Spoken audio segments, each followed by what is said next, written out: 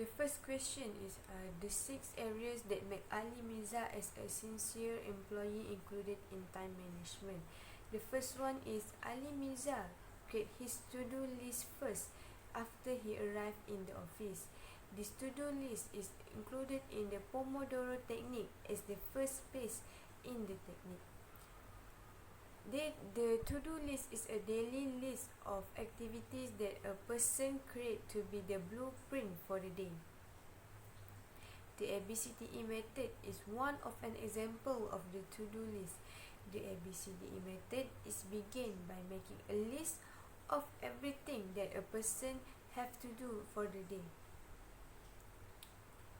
Then, on each of the item, put an A, B, C or D or E before begin work for the day.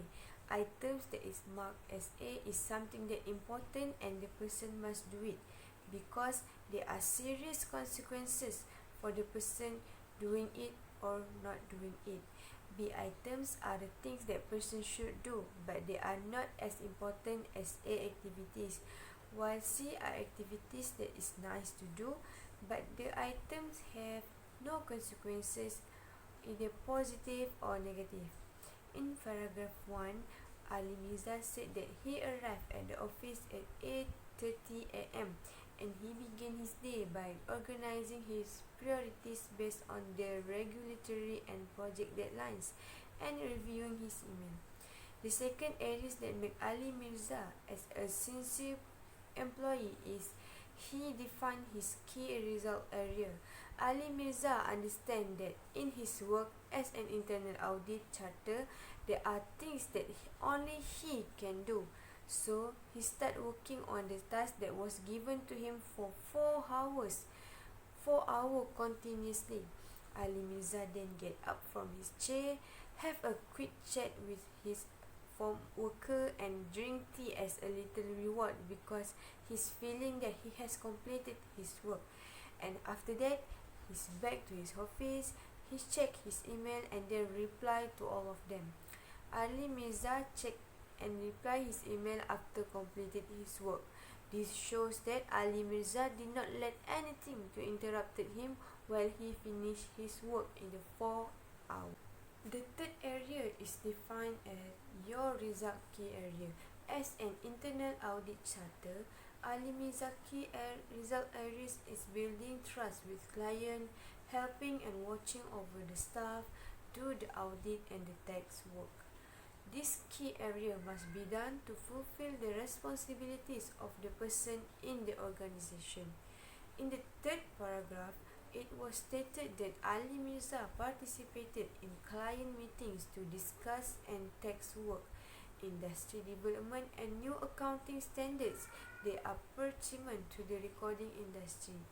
Ali Mirza also attended internal staff meeting and discuss areas that can be addressed by continuing professional development. The fourth area is clarity is essential, where everyone in the organization should know what everyone's key results are. Everyone in the organization has to make sure that they effectively manage their work to ensure it adds value to the organization. In the paragraph, it said that they report functionally to the board of directors. It shows that they know their own key result area.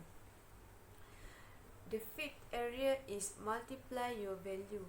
Delegation is the key skill that allows people to leverage their talent and skill.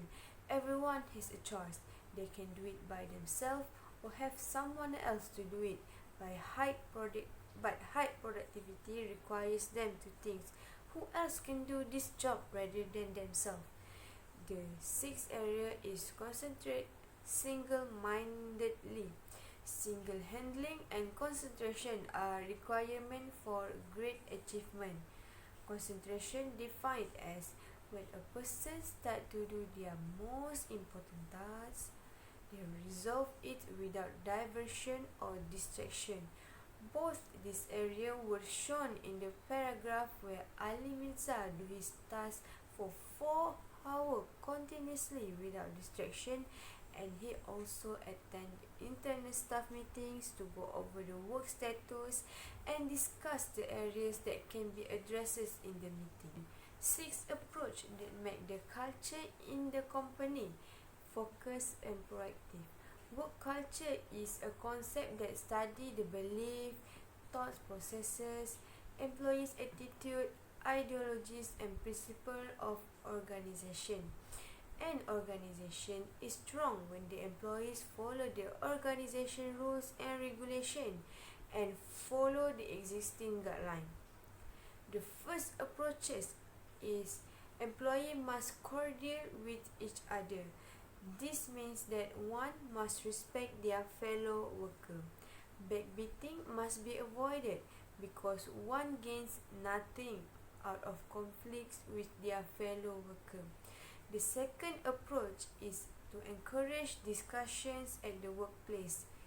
These two approaches can be seen in the fourth paragraph where Ali Mirza said that getting time off for vacation is not a problem as long as he gave an ample notice and communicate with his work status to his colleagues so they can assist his job while he was away. He also attend internal staff meeting and always ready to face conflicts instead of waiting for the conflicts to unfold before responding to their client.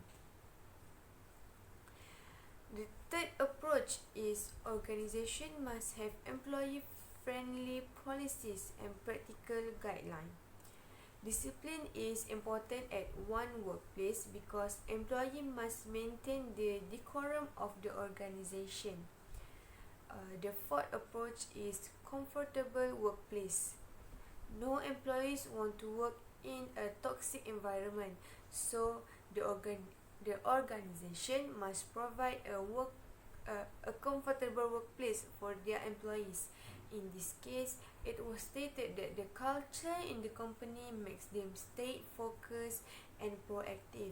It also said that the board of directors is very supportive. This shows that their environment of work is comfortable to the employees. The fifth approach is empower bottom-up improvement. People often to engage to an emotional connection when they're doing their job. One way to encourage this is to encourage people to find ways to do their best work. The sixth and the last approach is appreciating the employees. Praise the employees to expect a good work from them. Let them feel appreciated from the organization and do not criticize the employee who did not do well. In Ali Mirza interviewed, he said that the board of directors are very supportive toward the agenda that they propose, and these are an important consideration because the project tends to be short-term and the resources often required at short notice too. So, communication. Effective communication is defined as the ability to convey or give information to others effectively and efficiently. There are two ways to define effective communication. The first way is to manage the telephone. Telephone can be an excellent or a terrible tools for communication. Telephone can distract people from their work and make them forget and did not do their work. One of the reasons of the distraction is curiosity. People cannot stop themselves from wondering who called or text or send them a message. The only way to resist the temptation of distraction is to turn off the phone completely, so people cannot even hear the telephone ring. The cell phone must be turned off whenever people are in a meeting with their staff, subordinate, boss, or with their client.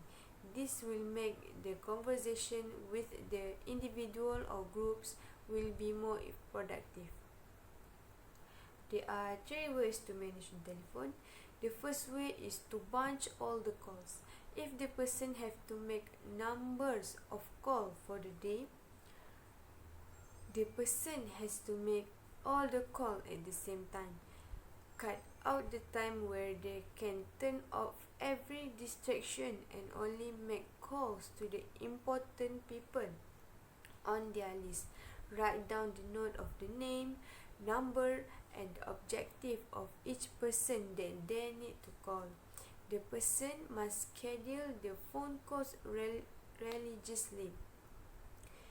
The second way is to be polite and professional.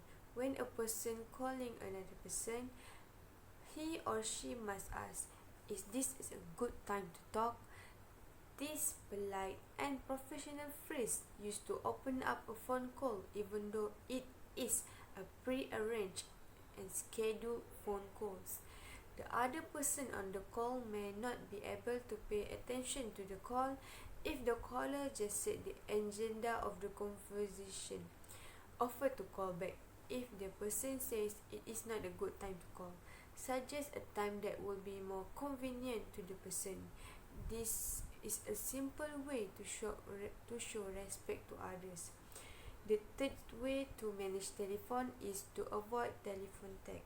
Telephone tag is a situation where two persons who trying to communicate by telephone continuously miss each other.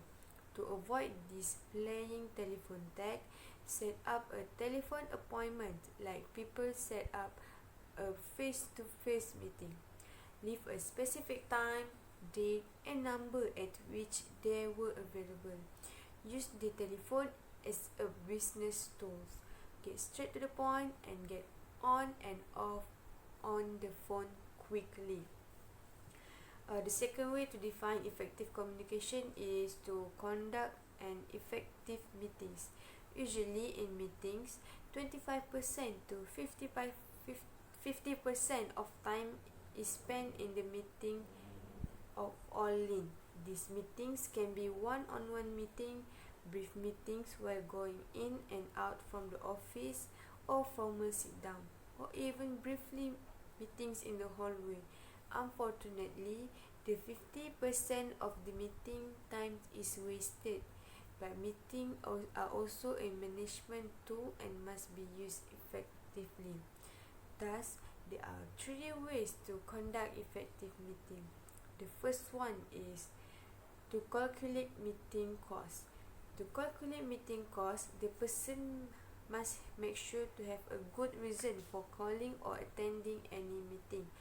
He or she must avoid unnecessary meetings. If the person personally did not have to attend the meeting, then the person did not have to attend the meeting. If a person is organizing a meeting, just invite people who is essential to the meeting. He or she did not have to invite people who do not need to be there to just make them feel good. The second way is prepare an agenda. For every meeting, write and prepare an agenda. Always follow the written agenda. The person has to make sure to prioritize the item on the agenda and deal with the most important one. Make sure to start and stop the meeting on the time, and make sure that all the important agenda has been discussed in the meeting. The third and the last way is ask more questions.